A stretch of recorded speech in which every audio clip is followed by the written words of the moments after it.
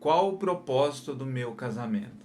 Muitas pessoas casam sem entender qual o propósito do casamento. Muitas pessoas casam com um propósito errado ou com um pensamento errado a respeito do casamento. Por isso, muitas delas se frustram. Então é sobre isso que eu quero falar com você hoje.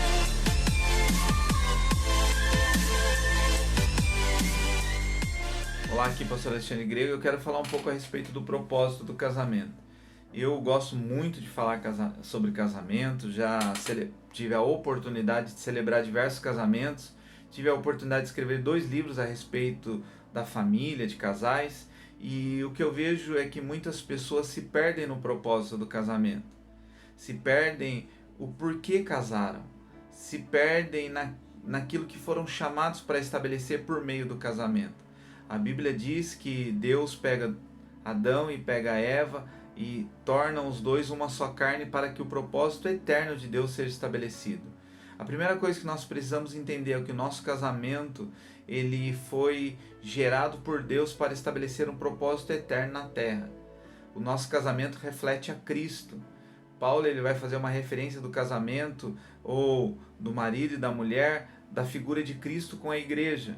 Então eu acredito muito que o nosso casamento é um modelo da igreja, do relacionamento da igreja com Cristo. O apóstolo Cristiano ele fala no livro Engenharia da Graça a respeito do casamento ser uma maquete do relacionamento de Cristo com a igreja.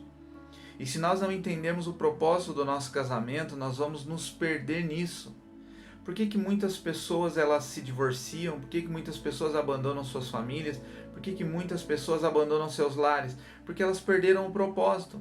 Elas casam cheio de idealizações e sonhos, mas ao longo dos dias, ao longo dos anos, elas vão se perdendo nisso, vão se esquecendo porque casaram, vão se esquecendo dos sonhos iniciais do casamento, vão se esquecendo do propósito inicial do seu relacionamento. Deus une 2 pessoas em uma só carne. Deus une 2 pessoas que nunca se viram. Elas começam ali um relacionamento de namoro ou de corte, como você achar melhor. É um nordestino e um paulista. Os dois então se conhecem.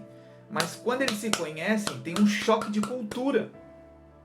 E então, a partir de um relacionamento e eles passando então a se conhecer, eles vão se abrindo. Preste muita atenção nisso. Quando eles se conhecem, são choques de cultura. Mas, a partir do momento que eles vão caminhando e vão se abrindo para um propósito que Deus tem na vida deles, então eles começam a se fundir. Eles começam então a entrar um no outro. Começam então agora a passar a entender um ao outro, até que chega o grande dia do casamento e eles se fundem e tornam-se então um só. E aí você já não enxerga o nordestino e o paulista, você enxerga um casal que está estabelecendo agora, através da sua vivência, uma nova cultura. Entendendo que Deus tem um grande plano e propósito para isso. E agora, onde um vai, o outro vai. Não tem como mais separar. Não tem como mais largar. Os dois agora caminham num só propósito. Isso é casamento.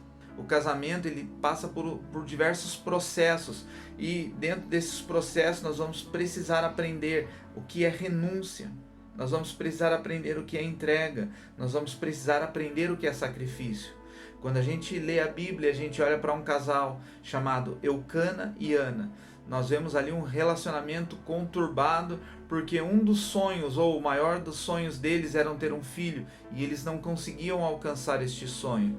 Mas nem por isso Ana largou seu marido, nem por isso Ana abandonou o seu lar. Ana continuou ali persistindo no seu sonho, entendendo que Deus tinha um propósito para o relacionamento deles.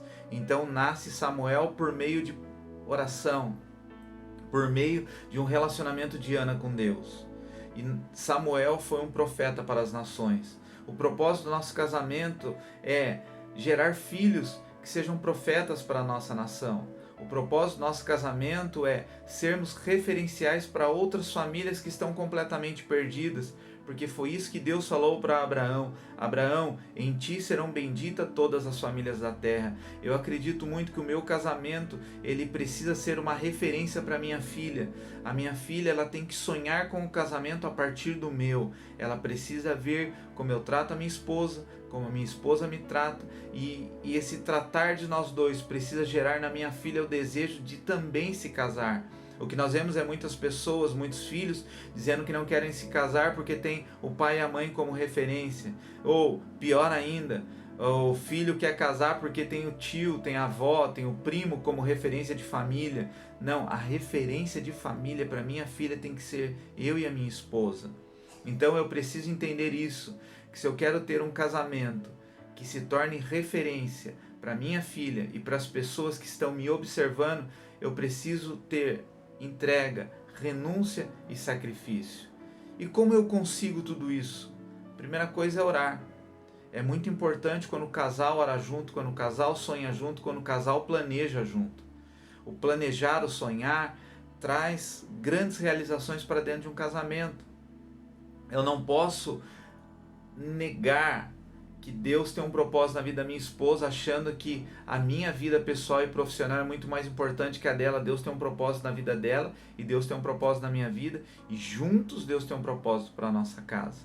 Interessante que esses dias eu estava andando pela rua e eu vi um casal brigando e o marido gritando com a mulher, e gritando mesmo, não é só um exemplo, ele estava falando em voz muito alta, dizendo para a mulher: por que você saiu de casa, veio aqui no meu trabalho para pedir dinheiro para comprar um par de brincos? Um cara que grita com a mulher e questiona a mulher por causa de um desejo dela é um cara que não entendeu o propósito da família, não entendeu o propósito do que é ser casal. Então nós precisamos entender, eu preciso entender quais são os sonhos da minha esposa. A minha esposa, ela precisa ter muito claro quais são os meus sonhos, para que então juntos nós possamos entender qual é o propósito de Deus para o nosso casamento. Então nós precisamos orar juntos. Nós precisamos ler a Bíblia, nós precisamos entender através da palavra de Deus qual é o propósito de Deus para a família, qual é o propósito de Deus para os casamentos. Ao olharmos para a vida de Noé e para sua casa, para a vida de Abraão e para sua casa, para a família de Jesus e para tantas outras famílias da Bíblia, nós vamos entender qual é o propósito de Deus para a nossa vida. Ouvindo Paulo dizendo a respeito do casamento, nós vamos entender qual é o propósito de Deus para o nosso casamento. E nós precisamos ler livros.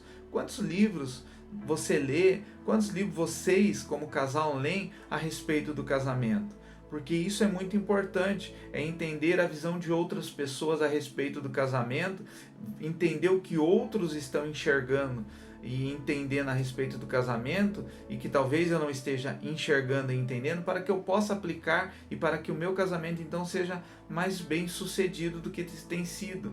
Outra coisa, nós precisamos aplicar. Não adianta eu ler livros, não adianta eu ir no culto, não adianta eu ir jantar de casais, encontro de casais, palestra de casais, culto de casais e tantas ministrações para casais, se eu não estou disposto a aplicar isso na minha casa. O propósito de Deus para o meu casamento e o propósito de Deus para o seu casamento é sermos faróis que iluminam casais que estão perdidos. O propósito do meu casamento é que eu possa abençoar outras famílias. O propósito do meu casamento é que eu possa tocar outras casas. Amém? Deus abençoe. Se inscreva aqui no canal, deixe sua curtida, porque eu estarei postando mais vídeos aí a respeito de casamento. Deus abençoe.